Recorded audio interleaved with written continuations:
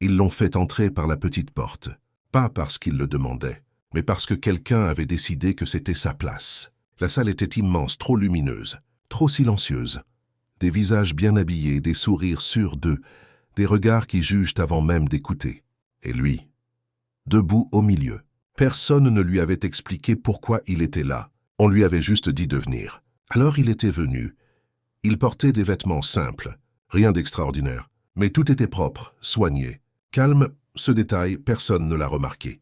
Le premier rire est venu du fond, court point sec, puis un autre. Sérieusement, c'est lui? Oh, on dirait qu'il s'est trompé d'endroit. Il a baissé les yeux, pas par honte, mais parce qu'il sentait que ce moment n'était pas encore le sien. Il pensait qu'il encaissait. Il ne savait pas qu'il observait. Chaque mot, chaque sourire faux, chaque regard condescendant. Quelqu'un s'est levé. « Tu sais au moins pourquoi tu es ici ?» Il n'a pas répondu tout de suite. Il a respiré lentement. « On t'a demandé de parler.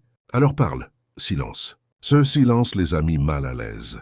Parce qu'un homme qui ne se défend pas ne joue pas selon leurs règles. Alors ils ont appuyé plus fort. « Tu n'as rien à dire ?»« Mais attends, c'est toujours comme ça avec vous. Regarde-le. Même debout, il est invisible. » Les rires ont repris. Plus fort, plus sûr. Il se sentait puissant parce qu'il parlait à plusieurs et qu'il était seul. Mais ce qu'ils ignoraient, c'est que cet homme avait appris très tôt une chose essentielle. Parler trop tôt donne des armes à ceux qui veulent te détruire. Alors il est resté calme.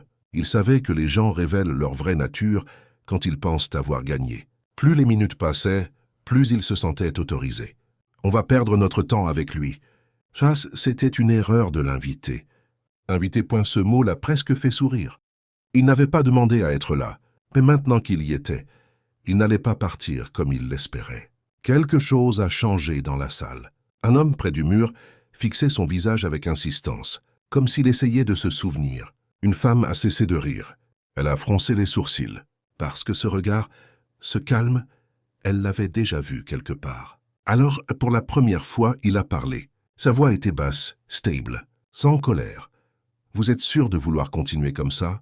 Un léger rire nerveux a répondu, mais moins fort que les autres. « Oh, tu nous menaces maintenant ?»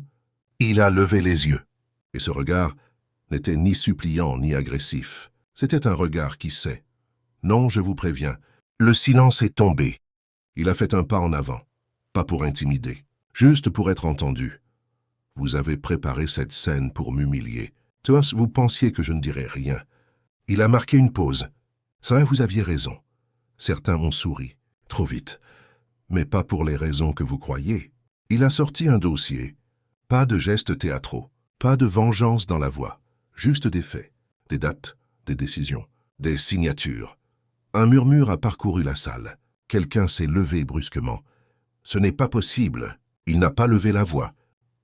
Si, chaque mot tombait comme un poids. Les regards se sont détournés. Les sourires ont disparu. Ce moment qu'ils avaient organisé pour le réduire venait de se retourner contre eux, parce que l'homme qu'ils pensaient insignifiant avait été témoin de choses qu'il préférait oublier, parce que son silence n'était pas de la peur, c'était de la patience.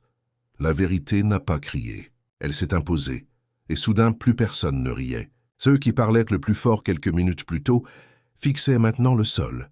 L'humiliation avait changé de camp. Il a refermé le dossier, calmement. Je n'avais rien à prouver. Caiaphas, en revanche, il n'a pas terminé sa phrase. Il n'en avait pas besoin. Il s'est retourné. Et il est parti. Pas d'applaudissements, pas de cris. Juste un silence lourd, gênant, irréversible. Ils avaient confondu son calme avec de la faiblesse. Son silence avec du vide. Erreur fatale. Parce que certaines vérités attendent juste le bon moment.